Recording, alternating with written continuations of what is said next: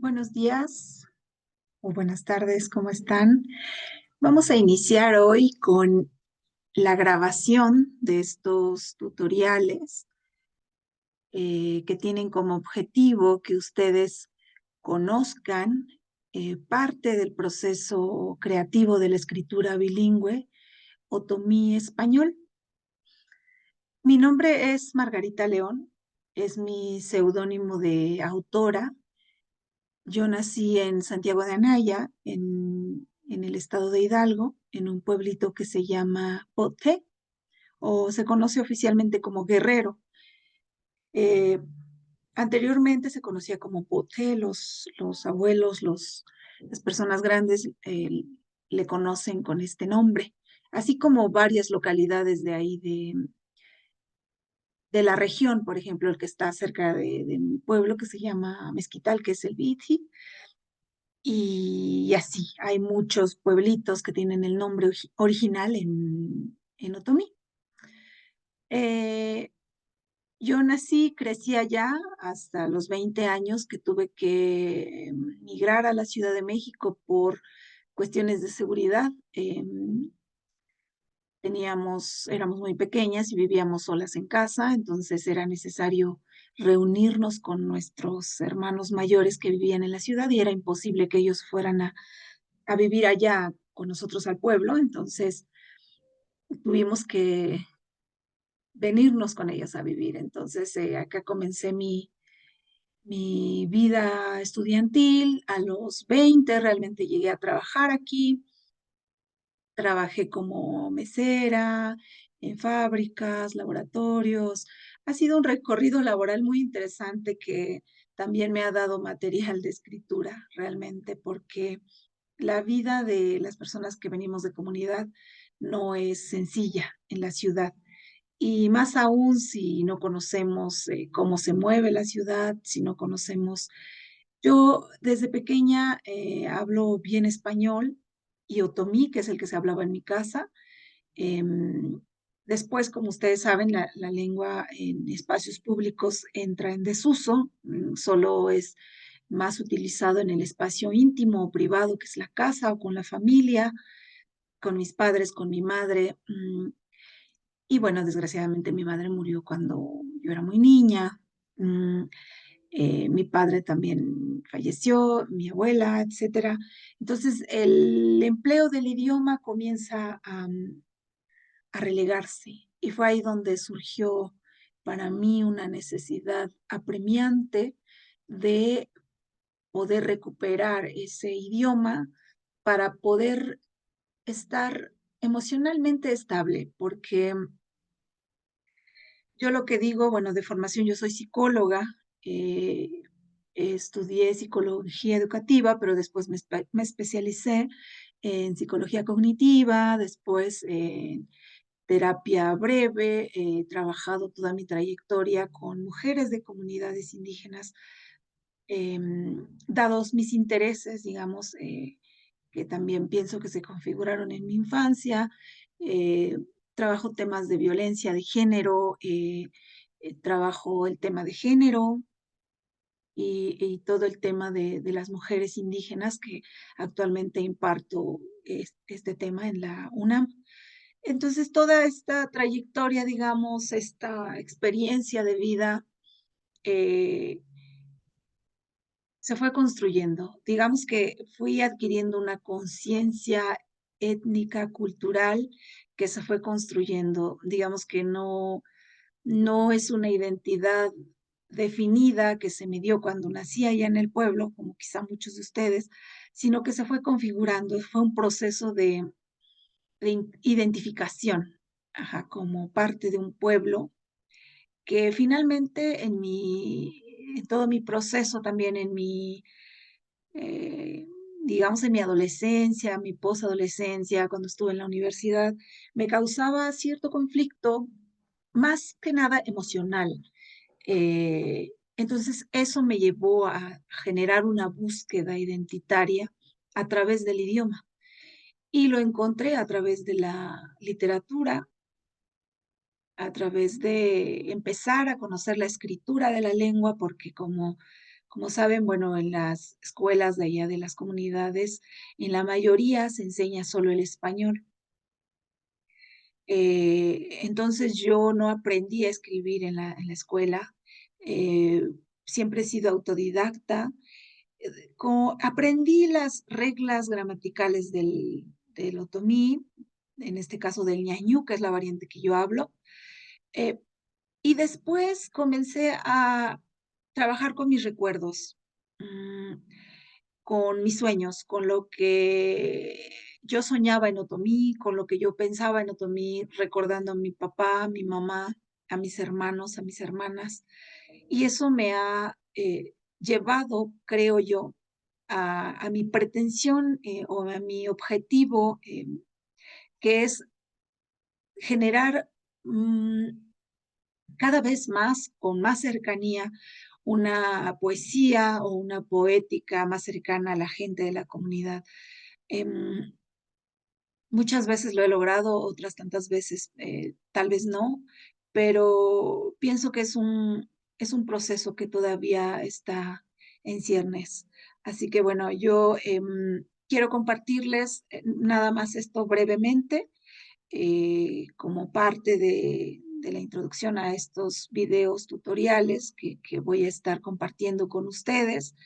La intención es también que ustedes puedan visitar estos tutoriales y puedan encontrar elementos, estrategias, técnicas, información que les sea de utilidad para poder iniciar un proceso, si es que así lo desean, tanto de identificación cultural o de autoadscripción como otomís, como ñañús, etcétera, y también un proceso creativo que quizá les ayude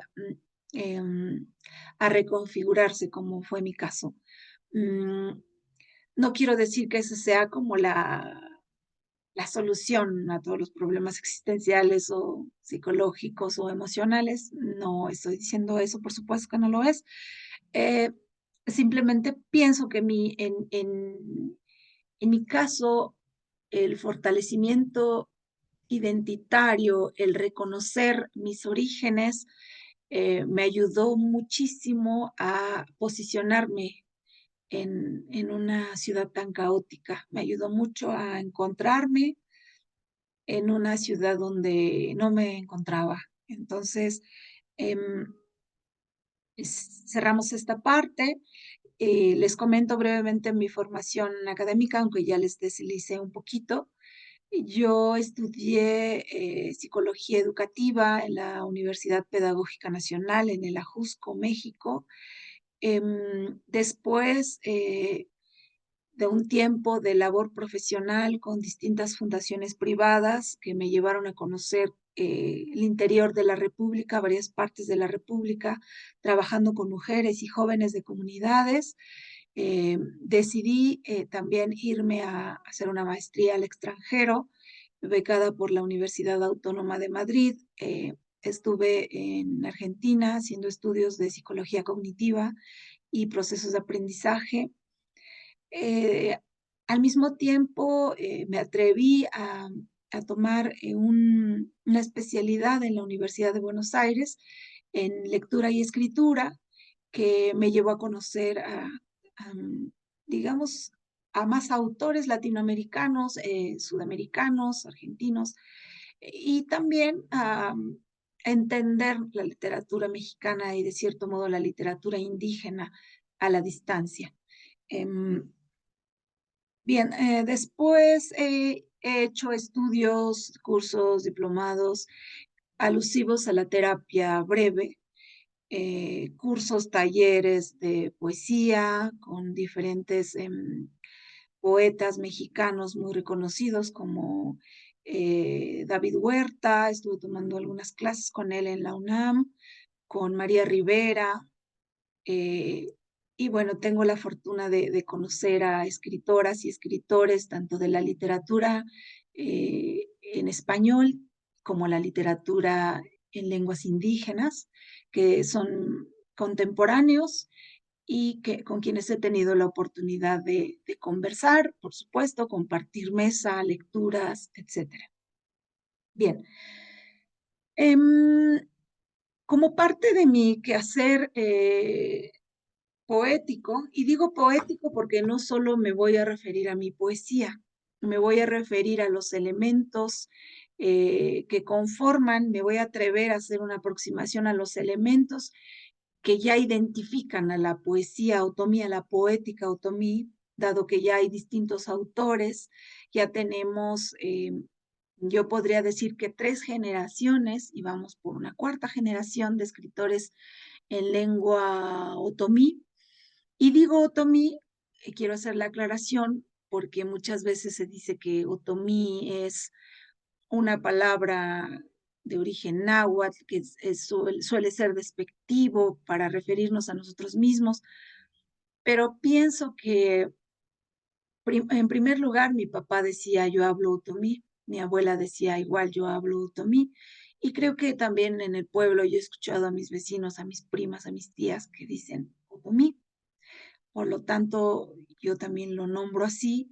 Estoy consciente de que hay 9 variantes lingüísticas en diferentes estados de la República y que todos nos conformamos en la cultura otomí, pero mi variante, en este caso, la variante en la que yo escribo, aunque retomo elementos filosóficos, cosmogónicos, de toda la cultura, generalmente yo escribo del pensamiento ñaño, que es el del Valle del Mezquital.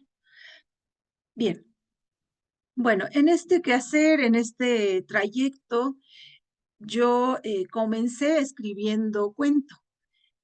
Escribí un primer cuento que no publiqué hasta después de varios años después. Este cuento lo metí a un certamen en Puebla, el concurso de Puebla de cuento en lengua otomí. Allá están los otomís de San Pablito Pahuatlán y me dieron el premio. Entonces, eso me motivó muchísimo a seguir escribiendo, pero realmente no me apasionaba escribir cuento. Decidí escribir relatos de mi propia vida, experiencias de mi infancia y em, retomando la tradición de mi familia, de mi hermana, de mi hermano, de mis hermanos mayores, de narrar cuentos orales que iban componiendo conforme los iban narrando. eh, Tenía toda la intención, sin embargo, no me consideré, digamos, mm, más capaz de escribir cuento que poesía. Entonces, retomando esto, comencé a escribir un diario de sueños. Mi hermana mayor tenía un diario, mi hermano, el que sigue, tenía un diario, mi hermana pequeña tenía un diario.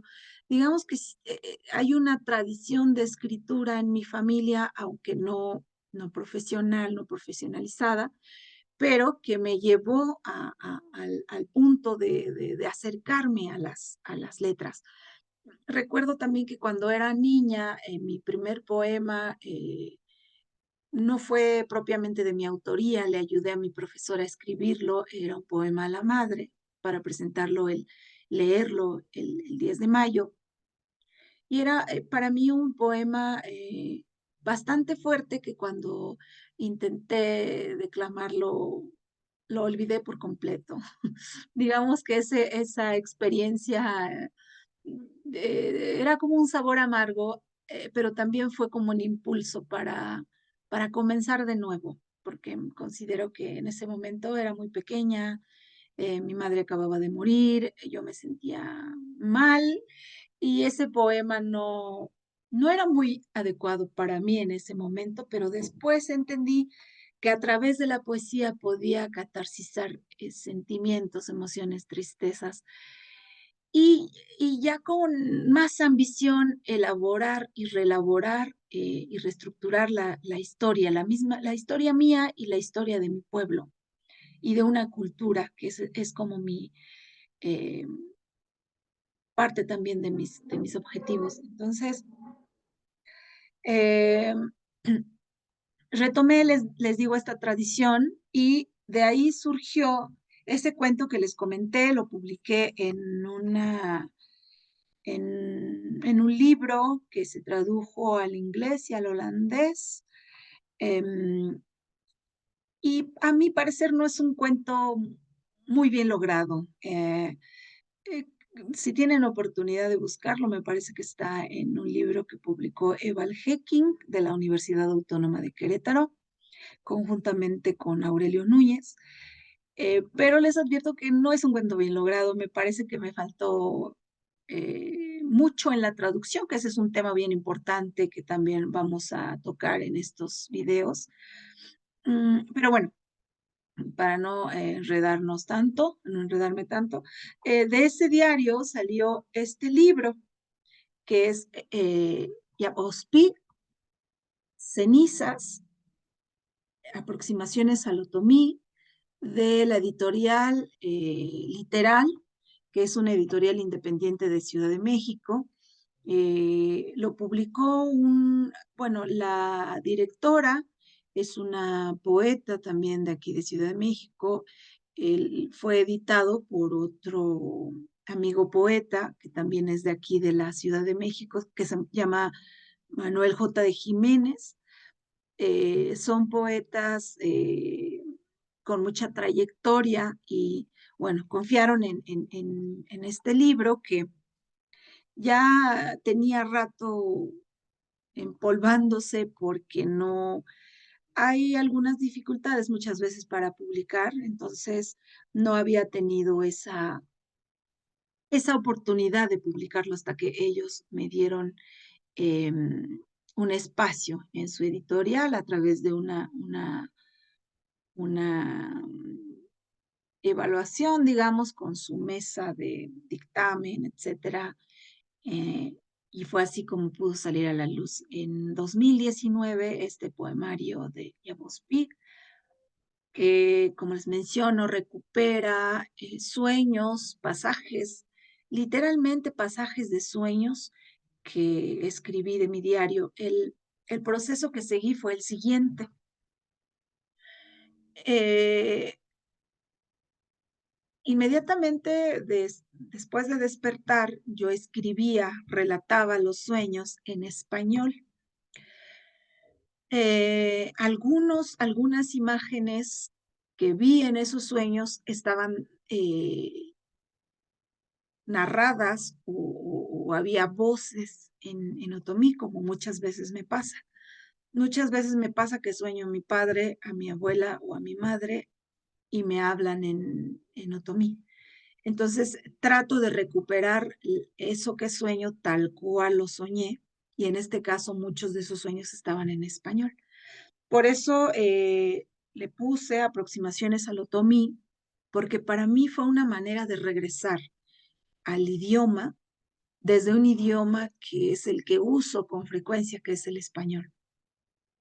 Pero digo regresar porque justamente la configuración que yo ostento, la configuración mía, filosófica, epistémica, emocional, está dada en el idioma de mi madre, de mi padre.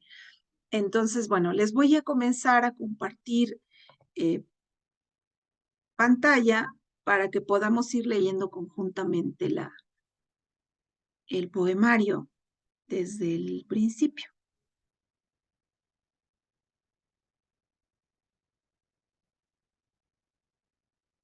Permítanme un segundo.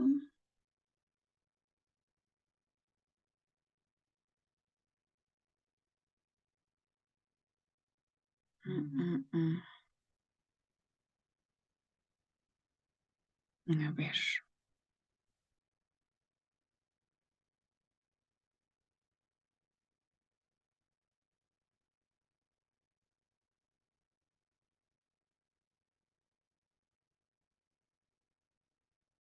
bien,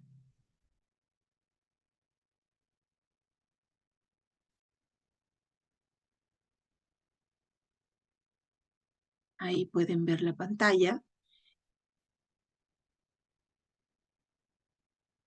Es Yabospi. Aquí les voy a ir haciendo anotaciones, comentarios y apuntes que es importante aclarar. La lengua otomí ya tiene una sistematización de escritura. El Instituto Nacional de Lenguas Indígenas eh, establece que, o más bien organiza foros, organiza mesas de trabajo para que los hablantes eh, ayuden a la sistematización de las lenguas. Entonces, quiero decir que yo me apego a las reglas gramaticales básicas para que se entienda la lengua. Muchas de ellas están unificadas considerando las variantes dialectales del ñañú.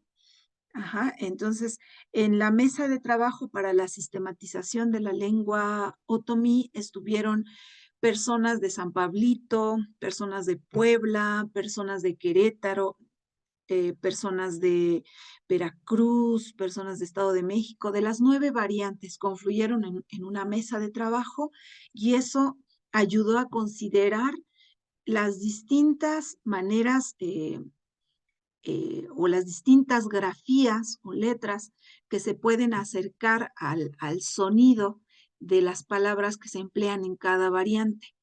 Entonces, quiero aclarar que muchas palabras que están aquí, en la lengua ñañú hay 3 tonos. Está el tono bajo, el alto y el ascendente.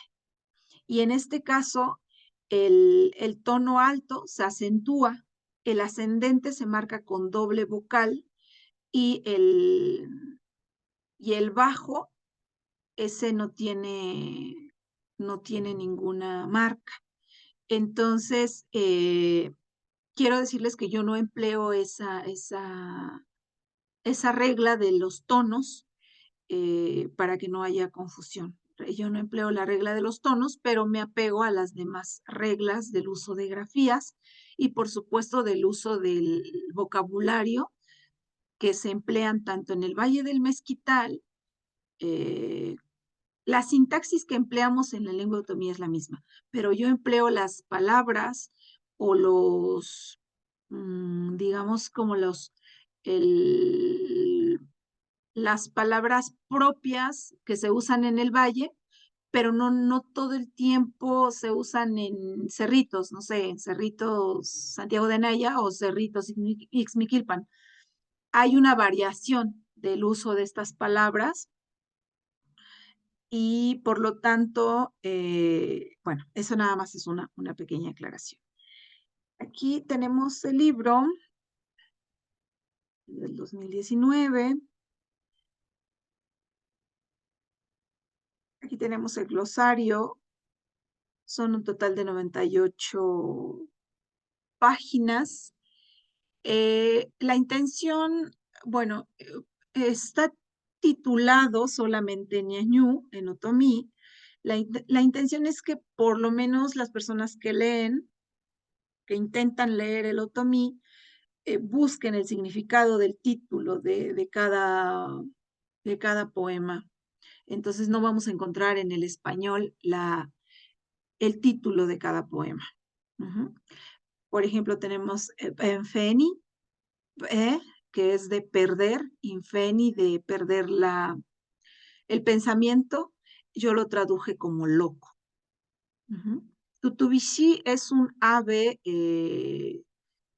mm, muy, digamos que muy conocido en el Valle del Mezquital. Es el ave que tiene el pechito rojo, que se posa en las púas de maguey y se puede conocer como tutubishi o tutushi. Yo lo empleo como un pájaro que avisa de los peligros, como un pájaro que cuida, y es un pájaro emblemático del valle. Entonces hice un poema para tutubishi. Igual son tupie. Ya vamos a ir viendo cada poema, solo les voy a ir diciendo el título en español.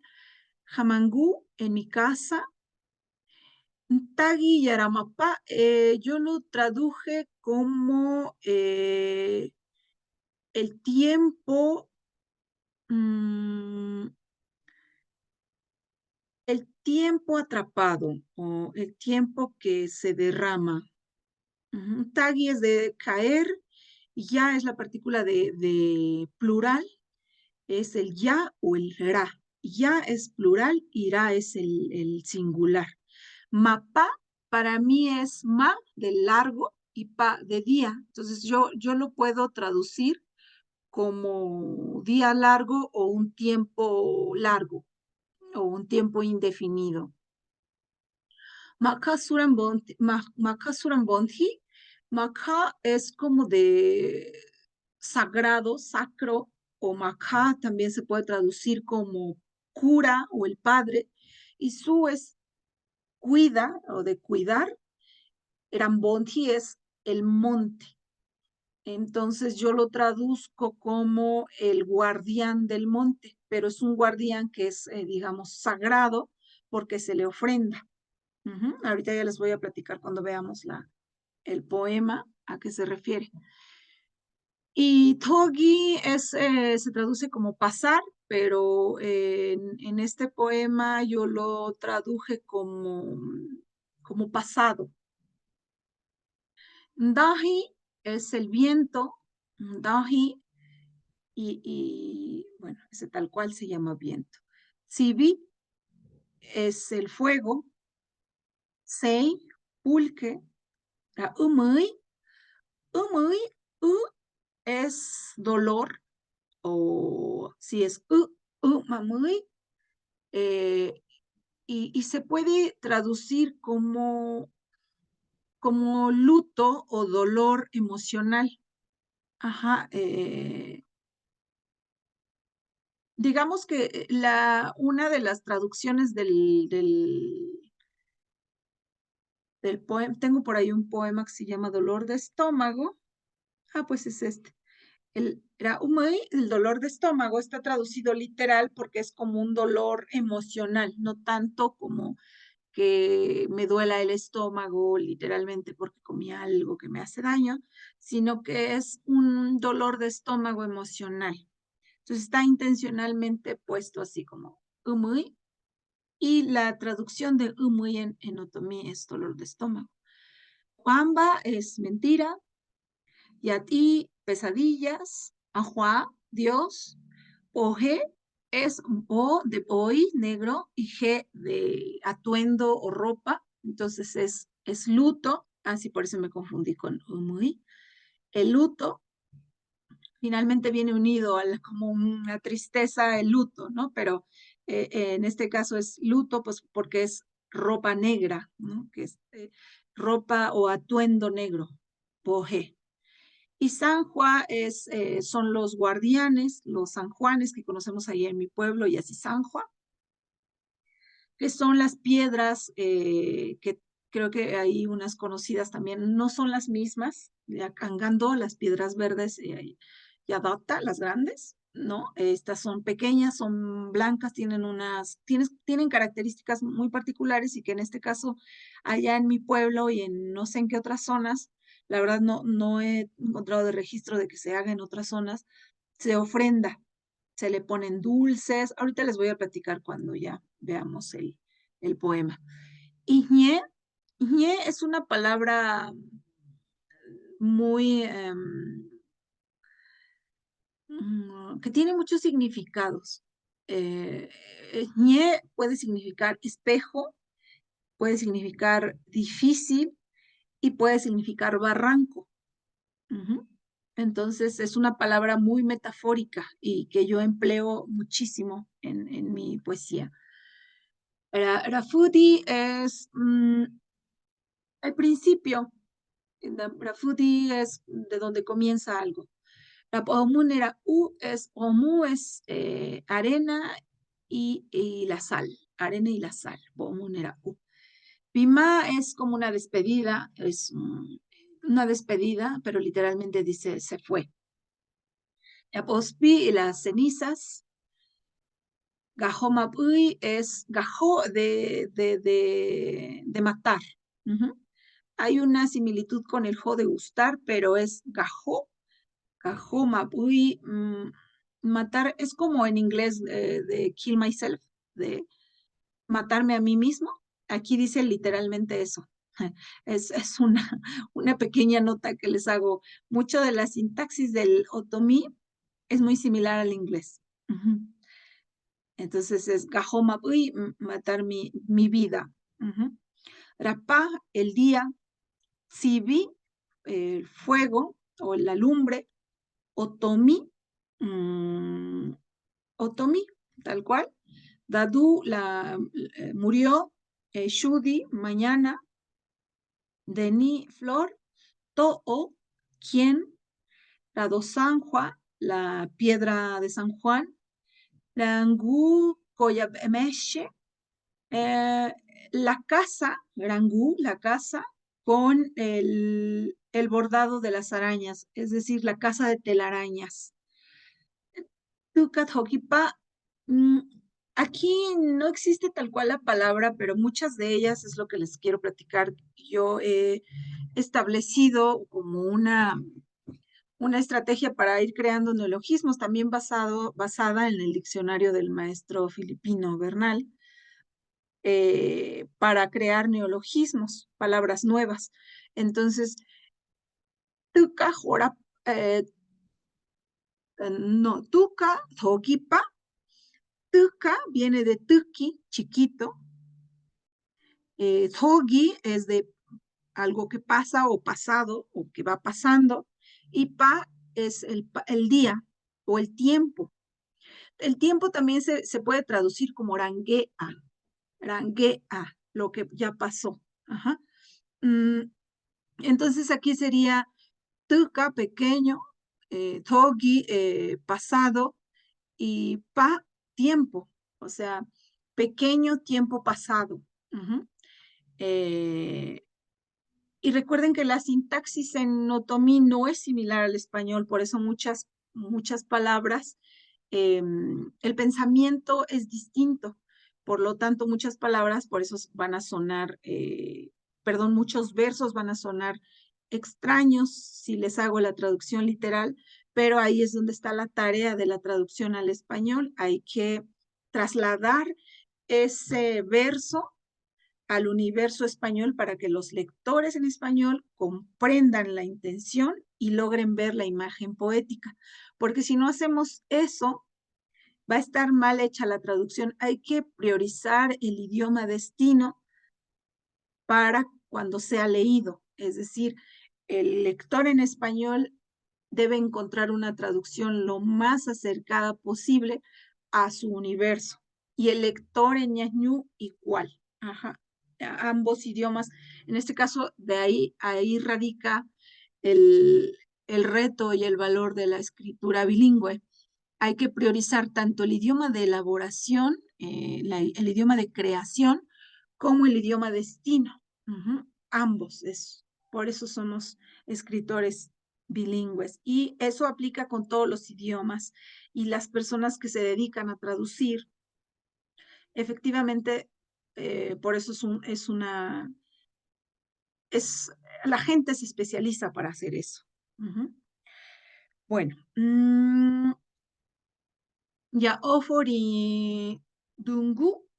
em, Aquí es las letras o las palabras ya, recuerden que es el indicativo de plural ya, ofo, las palabras de du, casa, perdón, du, muerte, ingu es tu casa. O sea, las palabras de tu muerte casa. ¿Se dan cuenta la traducción? Así es el pensamiento, así es la sintaxis del pensamiento otomí. Eh, eh, y significa las palabras de tu tumba. Ujú. En este caso, traducido al español, sería como un epitafio. Ujú. Ojo, dormir o estar soñando. De gato body. Es como es un cuento que lo sabe todo. Ujú. Na es indicativo de uno, na, ra, indicativo de singular, artículo, de, cuento, palabra, gato, todo, y podi de saber o de conocer. Otorane, otro es no hay o nada, ra, indicativo nuevamente de singular, y ne es boca. Alguien que no tiene boca puede traducirse también como mudo o muda. Ujú. Y rapui, que es la vida. Ra, ya les dije, indicativo de artículo ra.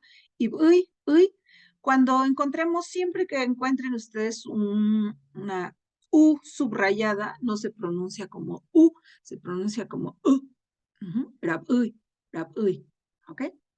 Bueno, vamos a pasar a la lectura. Hay aquí un pequeño epígrafe.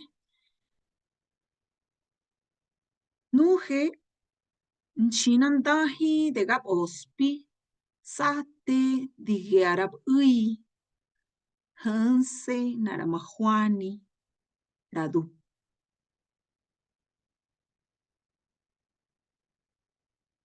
Somos soplo de ceniza quemante de vida, una certeza, la muerte. El nuje es indicativo de nosotros.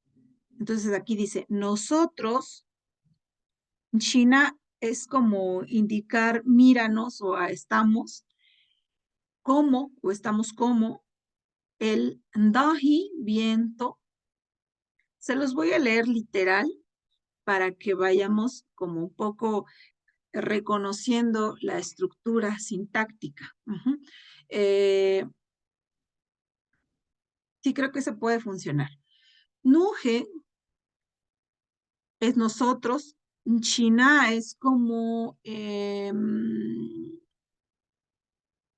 estar así, Ndahi, viento, de ga es como indicativo de la, de ga. Hay un poco de español aquí, como que hay muchas palabras que se han ñañuizado, digamos.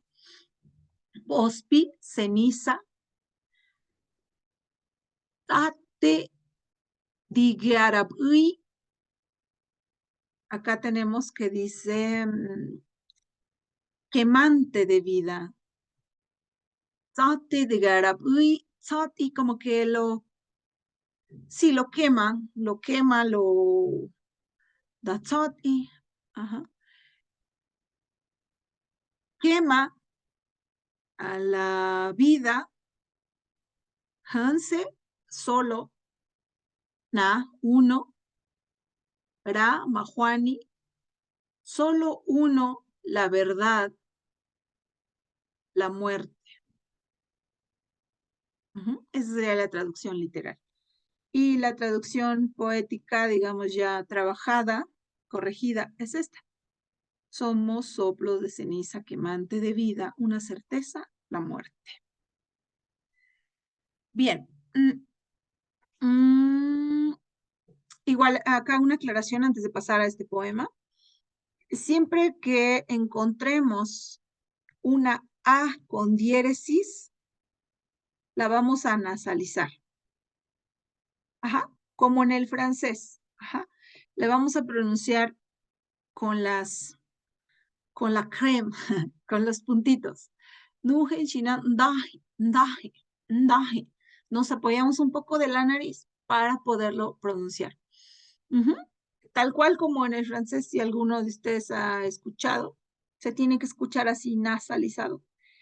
Igual también como en otros idiomas, es muy importante el tono, darle el tono. Aquí, por ejemplo, ahorita que les leí el tsati,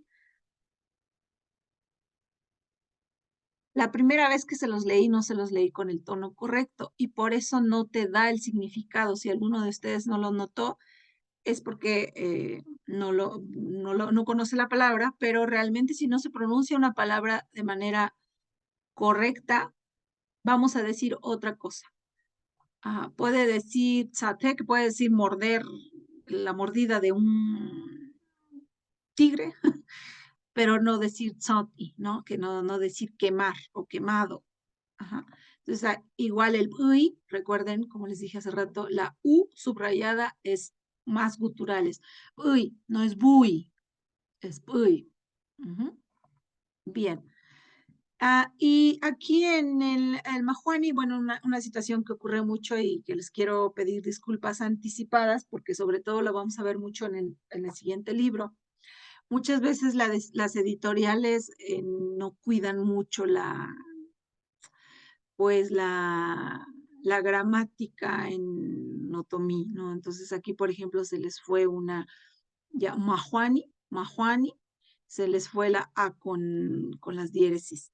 Y en algunas me han quitado directamente todos los subrayados. Y no creo que sea un descuido obviamente intencional, sino que cuando cambias, a mí me ha pasado que cuando estoy escribiendo en la computadora o transcribiendo un poema en otomí, la computadora me corrige. O sea, por ejemplo, en vez de ponerme gato, G-A-T-H-O, me pone gato. Y obviamente no dice nada, ¿no? Gato es un gato en español. Y gato es todo. Ujú. Significa todo. Entonces, bueno, nada más quería hacerles esa pequeña aclaración por si vamos encontrando así palabras, yo se las voy a ir marcando y se las voy a ir comentando. En Feni, como les dije hace rato, es de perder. Y Feni es como el pensamiento, la razón. Ajá. Em, entonces, este poema se llama En Feni, que lo traduje como loco. Oshki Pomfrira Danhua, Kahoki Korandahi, Genduderi Yopa Beni. Ya inga feni ya thogi mapa manya shuri nyatsi bibani harashim hai tihoni I katsaditsoki tingekei ideni rindo yo kamfani rinyatsi yuhi hayabashka hai katsati rishi krahoi othorimi ganangi hinte diveni dinuhu tiganarati tine diyo pagui. No olvides el ayate que hiciste con el viento cargado de recuerdos. Los juegos en mi cabeza alargan los días. Mi cabeza vuela fuera de la tierra, te busca. Desarmo tu cuerpo, derrito tus huesos, derramo tu sangre en el desierto, quemo tu piel. Eres gente sin cara. Me levanto, no recuerdo nada. Despierto del sueño y vuelvo a soñar. Este poema está inspirado, como les dije, en una pesadilla, pero hace alusión al espíritu del monte. En la comunidad se cuenta que, que hace muchos, muchos años que era un manantial. Ahorita el pueblo es, como saben, toda esa zona, la parte de Actopan, la parte del valle, mucha de esa zona es semidesértica. La vegetación es de semidesierto y el clima también. Por supuesto, allá no habría cultivos para comer, no habría maíz, no habría cultivos de hortalizas ni de otros alimentos si no fuera por las aguas negras. Yo hago mucha alusión a la llegada de las aguas negras por cómo marcó mi infancia. Pero bueno, se los voy a ir comentando más adelante. Allá se cuenta que antes de que fuera semidesierto, era un manantial con muchísima vegetación. Se cuenta que bajaba la lluvia de los cerros, cual ríos, y había un manantial muy grande justo ahí donde es el pueblo. Cuando yo era niña, íbamos a buscar piedras de río imagínense piedras de río en un semidesierto, donde parece un monte, donde hay cactáceos, magueyes, mezquites, puro matorral. Entonces, se dice que ahí antes era un manantial, por eso se llama Poté. Poté es po de polvo, donde hay, o donde contiene, y té es la partícula de deje, de té, de agua. Entonces, por eso se dice que ahí se llama Poté.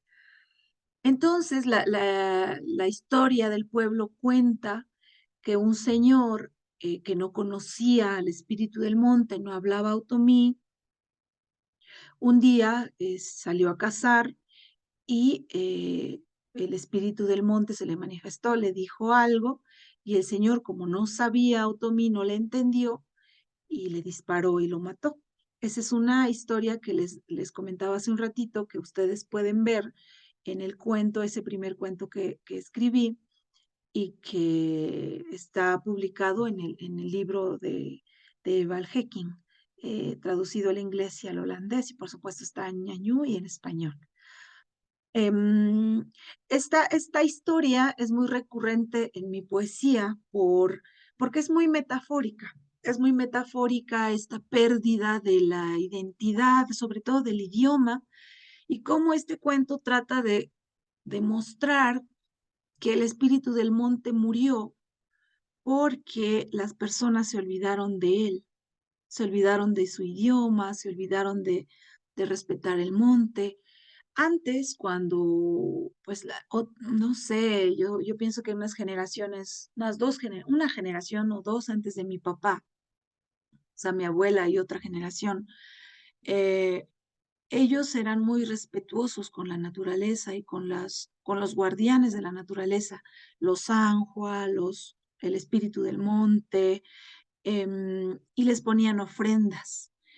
Esto no es una situación de que la gente haya decidido olvidarse de esas tradiciones o esos pensamientos o esas prácticas espirituales o filosóficas. Esto fue consecuencia de la colonia, eso fue consecuencia del cristianismo que hizo que muchas personas comenzaran a temerle a los guardianes. Entonces, esta situación trajo como consecuencia que las personas se alejaran de estas prácticas y por eso les digo que este cuento del espíritu del monte es muy metafórico, por eso es muy recurrente en mi poesía. Lo mismo que los sanjuanes que cuidan el monte pueden cobrar un tópico muy importante en el despliegue de varias imágenes poéticas que yo tengo en mi poesía. Y en el caso, por ejemplo, de otros poetas como Jaime Chávez, como él de formación es artista plástico, tiene como hace alusión, tiene yo creo que un tópico similar, pero tiene como una mirada más contemporánea de su cultura, su asimilación cultural, como ha sido una formación artística, digamos, en las artes plásticas, él tiene como una mirada más contemporánea. Yo recupero, a pesar de que soy de una generación después de él, yo recupero eh, narrativas, recupero ideas, pensamientos centrales y de forma literal los inserto muchas veces en mis poemas porque, como les dije en un principio, tengo la intención de poder acercarme más a la narración oral de la gente, a pesar de que quiero también que mi poesía sea contemporánea. Y ya lo vamos a ir viendo, dado que, por ejemplo, este libro que estuvo, bueno, pudo terminarse gracias al apoyo del Fondo Nacional para la Cultura y las Artes, el FONCA, tiene un aire contemporáneo justamente por esta razón. Sin embargo, aquí es donde quiero insertar esta pequeña aclaración. El hecho de recuperar las narrativas, la tradición oral, el lenguaje cotidiano de la gente, no quiere decir que la poesía no sea contemporánea. Al contrario, em, muchos autores mexicanos han recuperado este lenguaje y lo han trasladado a la época contemporánea, a la época moderna. Entonces, esa es un poco mi intención. Este poemario todavía pienso que tiene, todavía queda un poco a deber, o mucho, pero vamos a ir explorando hasta, yo creo que el próximo año podrán conocer parte de mi trabajo que he estado llevando a cabo en días recientes, en este año, por ejemplo, y vamos a ver una transición respecto a este acercamiento del que les estoy prometiendo y les estoy comentando. Bien, entonces aquí la metáfora del ayate, no olvides el ayate que hiciste con el viento cargado de recuerdos. Aquí esta imagen hace alusión también a los muertos, a la muerte, a cómo cuando alguien muere se le coloca el ayate debajo de su cuerpo, debajo sí, adentro de la caja, y encima del ayate se coloca a la persona difunta.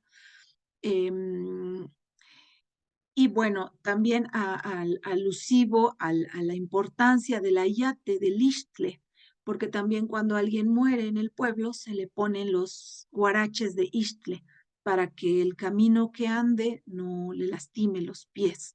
Estos guaraches son elaborados por gente cercana, por personas que quieran mucho al difunto y se le colocan y con eso es enterrado el difunto. Entonces, y aquí, bueno, esta imagen de con el viento cargado de recuerdos. No es el ayate cargado de recuerdos, es no olvides el ayate que hiciste con el viento cargado de recuerdos. Ajá, no es un ayate propiamente hecho de istle, sino que es un ayate hecho con el viento y ese viento estaba cargado de recuerdos. Ajá, esa es la imagen que proyecta esta primera estrofa. Después tenemos la siguiente estrofa que es, los juegos en mi cabeza alargan los días, mi cabeza vuela fuera de la tierra, te busca, en alusión al espíritu del monte, que se quedó sin cabeza, que le cortaron la cabeza, pero acá hay un juego, digamos, onírico sobre una cabeza o la cabeza que busca a alguien y no el alguien que busca la cabeza y que no está en la tierra.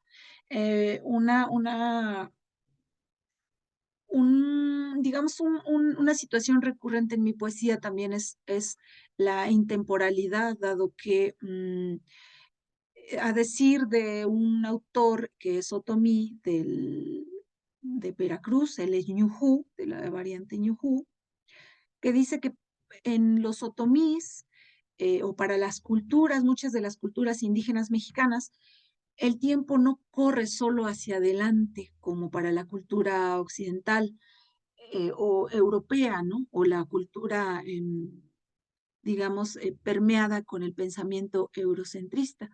El tiempo puede transcurrir en diferentes dimensiones. Ajá. Entonces, esto está presente en la literatura mije, en la literatura náhuatl, en la literatura mazateca, y en muchas otras tantas literaturas indígenas. Y por supuesto en la literatura otomí también. Entonces hay siempre un juego intemporal que yo trato de manejar en la elaboración de las imágenes. Por eso es los juegos en mi cabeza alargan los días. Mi cabeza vuela fuera de la tierra, te busca. Desarmo tu cuerpo, derrito tus huesos, derramo tu sangre en el desierto, quemo tu piel, eres gente sin cara.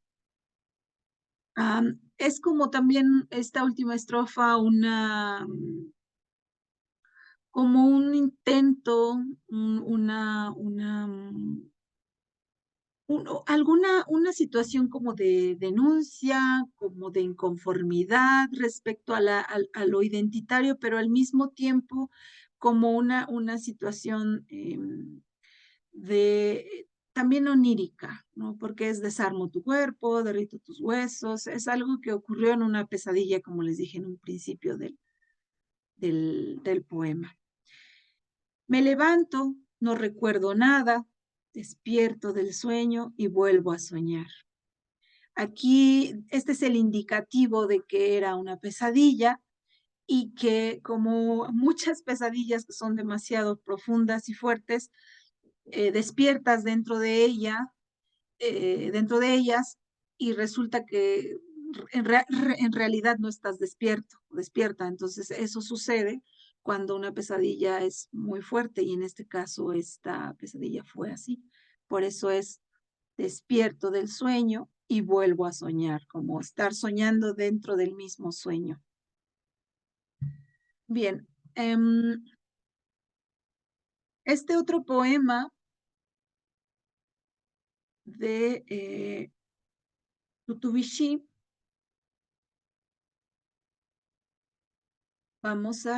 este me parece, todo el poemario es de un diario de sueños, pero incorporo elementos del sueño y elementos también de lo cotidiano. Entonces, Tutubishi, gato yakoi, liñatsi hamada, hindi beni shahyo, it eni, ti yo, ranyu fontai, de gallado, de gallab ini, de gañe, cinema pa, litzetara kuti, gianaragosti, shayoni, y yo nubu, hinshka oho, ransaki, geramapa, shadege, yatenipa, de gametse, tsudi, ritiña, giteni, kinuhu, hingi magitagi, oshki kotsiritandi, rahmunidu oderinfeni, podige gipetsiransu, teni yadeni, ketpugiyo, shkakohi harat aha, ratsa, himbi ashai, rahmu, tigaranidu, tashipirazi munitu, shansabiritemi, ratsinsu tutubishi, rintsutsi, ringatsi. Todas las fotos flotan frente a mis ojos. No recuerdo bien. Te sigo, camino de polvo, las piedras, perdón, de piedras, espinas, de espejo y días que no acaban. Se congela la entrada. La puerta es un dibujo. ¿Estarás ahí? No te duermas. El fuego es tiempo agotado. Son relojes de hielo. Cuelgan de tu pecho. ¿Sigues despierto? No te caigas. No mires atrás. El amo del inframundo escucha tus pensamientos. Él sabe que estás asustado. Sigue a las luciérnagas, ya estás cerca. ¿Te quedaste dormido? Su armónica no logra que despiertes. Él se ha cansado de esperarte. El pájaro tutubishi carga tus latidos. Bien, y, de igual forma aquí la incorporación, por ejemplo, del elemento de las fotos, que digamos que son como imágenes, recuerdos, pero que en este caso la imagen es que flotan esos recuerdos en los ojos. eh, Pretende crear la ilusión justamente de algo onírico, de un sueño. Ujú. Y el no recuerdo bien para comenzar una divagación, ajá, para iniciar un recorrido, que es en este caso un camino de polvo, de espinas, de espejo. Este verso que aunque parece más sencillo, espinas de espejo. Allá en el valle hay unas espinas muy pequeñitas, bueno, son redondas que les llaman foquitos, o son unas espinas redondas que tienen como el centro verde y las espinas son color blanco, pero es un blanco brillante que parecen, yo de niña pensaba que parecían como de cristal. Entonces, haciendo alusión a eso, pero la importancia que tiene el espejo. Ajá, como el espejo, les decía hace un rato que es sinónimo de algo de barranco o de ñe, que es difícil, algo difícil. Entonces, en otomí, por ejemplo, dice, a ver, voy a volver ahí, de gab ini, de ga ñe, si ne mapa. Ini de ga ñe, espinas que son de espejo. Vini es vini de ga ñe, espinas que son de espejos, eh, y acá está traducido como espinas de espejo. Y dice, y días que no acaban. Acá en otomí dice, si nemapa, que se comen a los días largos, mapa. Ma, les había dicho que es ma de largo y pa de días, días que no acaban. Ujú. Entonces, y esta ilusión, ¿no? Esta situación de llegar a algún lugar y no poder entrar, ¿no? Se congela la entrada, la puerta es un dibujo. Ujú. Como esta ilusión de lo que sucede en los sueños, que muchas veces como estamos viviendo una escena y pasamos a la otra y todo parece muy rápido, pero al mismo tiempo hay situaciones que parecen imposibles, ¿no? Y en este caso, por eso esta estrofa cierra con un la puerta, que es un dibujo. Estarás ahí. Es una voz que le habla, obviamente, es una voz poética que habla con alguien a quien le está tratando de ayudar, a quien está tratando de guiar. Ajá. Eh, este poema está más bien, mm, digamos, como que la voz intenta guiar a alguien en el mundo de los muertos, porque se considera que el Zithu, sí, es de reverencia, el tú es de los muertos, el honorable amo de los muertos. En la cultura otomí, a diferencia de la cultura occidental, el amo de los muertos no es malo, ni tiene cola, ni tiene cuernos, es una deidad, es la más poderosa de las deidades antiguas que tiene la cultura, porque es el equilibrio entre la vida y la muerte.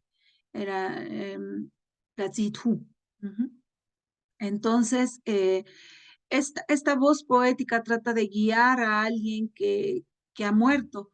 Cuando alguien muere en el pueblo, le amarran un gallo al pie del ataúd con la finalidad de que despierte al ánima para que no se quede dormido, porque tiene que llegar a un destino, tiene que llegar a un lugar, al lugar de los muertos. Entonces, por eso aquí dice, no te duermas, el fuego es tiempo agotado, son relojes de hielo que cuelgan de tu pecho.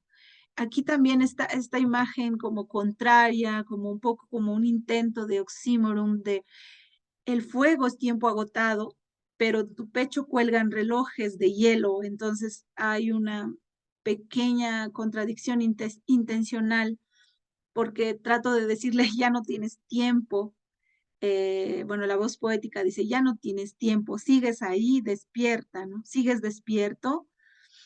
Eh, Se piensa que el gallo canta cada vez que el ánima se duerme. Em, Se dice que cuanto más canta el gallo, quiere decir que el ánima más se quedó dormido. Entonces, él le dice, no te caigas, no mires atrás. El amo del inframundo escucha tus pensamientos. Él sabe que estás asustado. Sigue a las luciérnagas, ya está cerca.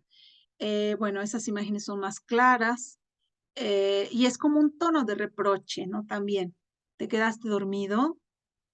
Mm, y bueno, hay imágenes que yo he creado, muchos de los poemas son imágenes y son, digamos, propios de la cosmogonía y la cosmovisión otomí, y otras más las he ido recreando. Por ejemplo, que el amo del inframundo, uno que he recreado es que el amo del inframundo es un ser sin cuerpo, que es más bien como un aire que vive en el fondo de una gruta y que toca la armónica en el centro de la gruta donde el tiempo no ocurre. Eh, entonces dice, su armónica no logra que despiertes, como una alusión a lo del canto del gallo, pero para no hacerlo tan cotidiano, tan literal, eh, digo, su armónica no logra que despiertes. Él se ha cansado de esperarte. El pájaro tutubishí carga tus latidos. El pájaro tutubishí también como un ave importante que cuida, que avisa, pero sobre todo aquí como una figura cuidadora, porque se dice que el tutubishí, si tú vas caminando y hay peligro, él te va a advertir aunque muera haciendo esa advertencia. Eh, Se dice que a veces dicen que son tontos porque ellos hacen un baile encima del peligro que te acecha a ti, ya sea una serpiente, una araña, algo que te pueda a ti amenazar. Él, a pesar de eso, va a bailar encima de ese peligro. Tú tienes que leer esa señal y cambiar de ruta. Y él, después de bailar, se va a lanzar en picada y muchas veces se va a insertar en las espinas de los magueyes y va a morir. Entonces, es un ave para mí es un ave cuidadora que es digna de citar en la poesía. Bien, con este poema cerramos esta parte. Eh, Continuamos en el siguiente video. Vamos a continuar así. Esta va a ser la manera en que vamos a ir analizando, revisando la parte también de la gramática. Yo creo que en el otro video voy a volver para poder revisar algunas situaciones de la gramática, aunque la intención de los videos es más conocer el proceso de elaboración de las imágenes poéticas, pero sí me gustaría centrarme un poquito en el tema de la escritura, como les mencionaba, la parte de la sintaxis, la gramática, etcétera, etcétera. Bueno, muchas gracias y nos vemos en el próximo video.